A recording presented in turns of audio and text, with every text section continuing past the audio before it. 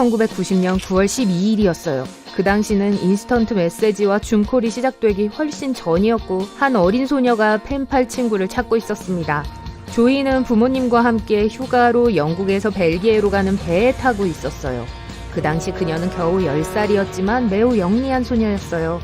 조이는 종이 한 장에 이것저것을 적기 시작했어요. 자기소개를 하고 나서 발레와 플루트와 피아노 연주를 얼마나 좋아하는지에 대해 썼어요. 물론 사랑하는 2마리의 동물에 대해 언급하지 않을 수 없었죠. 스파클이라고 불리는 작은 햄스터, 그리고 물고기 스페클.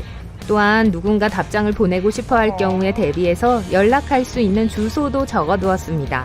하지만 조이는 바다에 있었어요. 누구에게 이 메시지를 보낼 수 있을까요? 재미있는 생각이 머리에 떠올랐어요. 조이는 편지를 조심스럽게 플라스틱 병에 넣고 물에 젖지 않도록 뚜껑을 꼭 닫은 다음 병을 바다에 던졌어요. 몇 년 동안 아무 소식을 듣지 못하자 어린 소녀의 기대는 사라졌어요. 병이 어딘가에 걸렸을까요? 어쩌면 커다랗고 무서운 바다 괴물이 삼켰는지도 몰라요. 아니면 물이 플라스틱 뚜껑으로 스며들어 메시지가 망가졌을 수도 있어요. 수년이 지난 후 크리스마스에 조이에게 보내는 편지가 그녀의 부모님 집에 도착했습니다. 우표를 보니 그 편지는 유럽에서 왔어요. 네덜란드인 커플인 피에트와 제클린 나테르가 보낸 편지였는데 그들은 조이의 병을 발견하고 사려 깊게도 답장을 보내기로 했어요. 두 사람은 해변에 버려진 잔해들 사이에서 그 편지를 발견했다고 했습니다. 조이의 편지는 무려 23년 동안 바다를 항해했고 최종 목적지였던 네덜란드의 로테르담 근처까지 563km 이상을 여행했어요. 작은 플라스틱 병에게는 정말 대단한 항해였어요.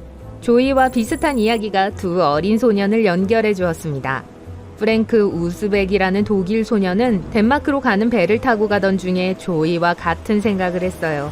메시지를 적어 미지의 세계에 던졌을 때 그는 5살이었습니다. 1987년이었죠. 수년 후 그는 답장을 받았어요. 그가 29살 때였죠.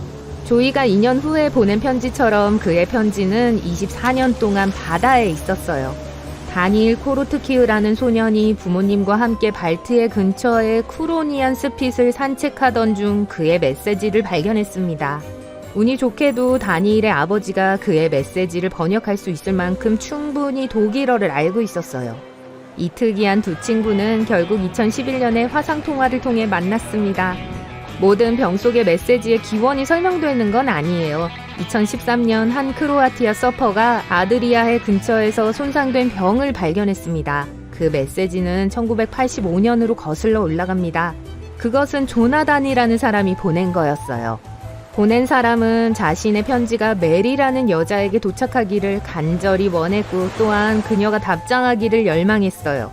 그 편지는 노바스코샤에서 보낸 것으로 추정되었기 때문에 무려 6,000km를 여행한 셈이었어요.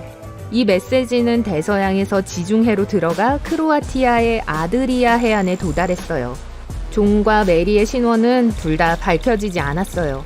또한 멋진 사랑 이야기가 담긴 병 속의 메시지도 있습니다. 아키와 폴리나 와이킹의 경우였죠.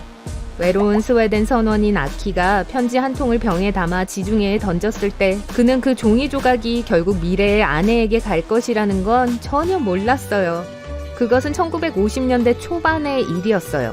그 병을 발견한 이탈리아 남자는 감동을 받아서 자신의 조카인 폴리나에게 줬어요. 1년 동안 서로 편지를 주고받은 후 아키와 폴리나는 결국 만났고 결혼했어요. 그들의 이야기가 세상에 알려졌을 때 그들은 당시 유명한 커플이 되었습니다.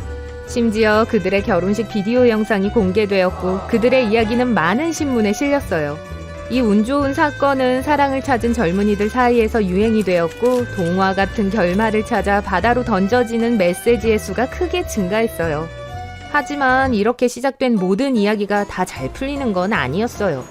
1945년 프랭크 하요스텍이라는 미국인은 아키와 비슷한 메시지를 병에 담아 바다에 던졌습니다. 거의 1년 후 그의 편지는 아일랜드 여성에 의해 발견됐어요. 그녀의 이름은 브렌다 오설리번이었어요. 그들의 수년간의 서신 왕래는 당시 언론의 관심을 끌었지만 둘의 우정은 압박감 때문에 그 이상으로 발전하지 않았어요. 둘은 프랭크가 아일랜드를 여행했을 때 직접 만났지만 프랭크는 오래 머물지 않았고 결국 서로 연락이 끊겼습니다. 타이타닉이 비극적인 결말을 맞이한 후 비밀 메시지가 담긴 많은 병들이 등장하기 시작했어요. 거의 모든 것이 위조된 것으로 밝혀졌어요. 편지 한 통을 제외하고요. 타이타닉이 차가운 대서양 바다에 가라앉은 지 몇 년 후 병 하나가 아일랜드 해안에서 발견되었습니다. 그것은 제레마이아 버크라는 사람이 보낸 것으로 추정되는데 오늘날까지 그것은 정말로 타이타닉에서 유래된 유일한 병 속의 메시지로 여겨집니다. 그 종이는 단순히 굿바이라는 단어와 함께 보낸 사람의 이름과 위치가 적혀 있었어요. 날짜는 지워졌기 때문에 그 쪽지를 배가 빙산에 충돌하기 전에 보냈는지 아니면 후에 보냈는지를 추정하는 것은 어렵습니다. 하지만 일반적인 이해는 제레마이아가 미국으로 이주하고 있었기 때문에 단지 아일랜드에 있는 가족과 친구들에게 마지막 상징적인 안부를 전하고 있었다는 것입니다. 이런 방식으로 사람들을 만나고 때때로 편지를 주고받는 일은 미국 메인주의 동쪽에 위치한 프린스 에드워드 아일랜드라는 캐나다 지방의 한 남자에게 취미가 됐어요. 해롤드 해킷이라는 남자는 1996년 이래로 4,000개 이상의 병을 대서양으로 보냈다고 주장해요. 그는 프랑스나 독일 같은 유럽 사람뿐만 아니라 바하마나 심지어 아프리카로부터도 편지를 받는 등 전 세계로부터 많은 답장을 받았다고 합니다. 그 특이한 취미 덕분에 그는 매년 펜팔 친구들로부터 약 150장의 크리스마스 카드를 받아요. 오늘날에도 그는 편지에 전화번호를 추가하지 않아요. 그래서 그에게 연락하고 싶어하는 사람들에게 있어 유일한 방법은 편지를 통하는 거예요. 그는 또한 바람과 해류의 방향을 바탕으로 물속에 메시지를 던지기에 가장 좋은 시간을 연구했습니다. 어떤 병들은 보낸 사람이 물속으로 던지고 난 후 바다에서 평생을 보냅니다. 1914년 메시지를 써서 병에 넣어 영국 해협에 던진 한 영국 남성의 경우에서처럼요. 그의 이름은 토마스 휴즈였고 그의 아내에게 메시지를 보내고 싶었지만 병을 발견한 사람에게 메시지를 전달해달라는 공손한 편지도 동봉했어요. 그 병은 그의 아내에게 도착하지 못했어요. 85년 후에 에식스 해안에서 발견됐거든요. 병을 우연히 발견한 남자는 친절하게도 가족에게 연락을 취했고 메시지를 토마스의 딸에게 전했습니다. 그리고 85년이라는 시간은 작은 병이 바다를 항해한 가장 긴 시간은 아니에요. 헌터 브라운이라는 과학자는 북해 해류를 연구하던 중에 이 아이디어가 떠올랐어요. 그는 거의 2,000개의 병에 같은 메시지를 담고 병을 발견한 사람에게 그 장소를 적어서 답장해 줄 것을 요청했습니다. 그는 이 방법이 북해의 해류 배치를 더 잘 이해하는 데 도움이 될 거라고 생각했어요. 병 하나가 97년 만에 원래 출발지로부터 약 17km 떨어진 곳에서 발견됐어요.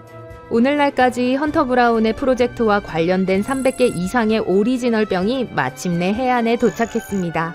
병에서 발견된 모든 메시지가 편지를 통해 답장을 받는 건 아니에요. 올리버 반데발레는 가족과 함께 휴가를 보내는 동안 영국 해안가에 편지가 든 병을 던졌어요. 당시 그는 14살이었어요. 33년 후 한 여성이 페이스북에서 그의 메시지를 발견했다고 주장하며 소셜미디어 프로필을 통해 그를 추적했습니다.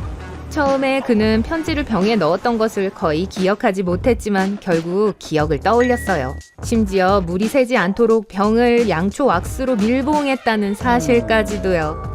그리고 크리스티나 아길레라와 그녀의 병도 있어요.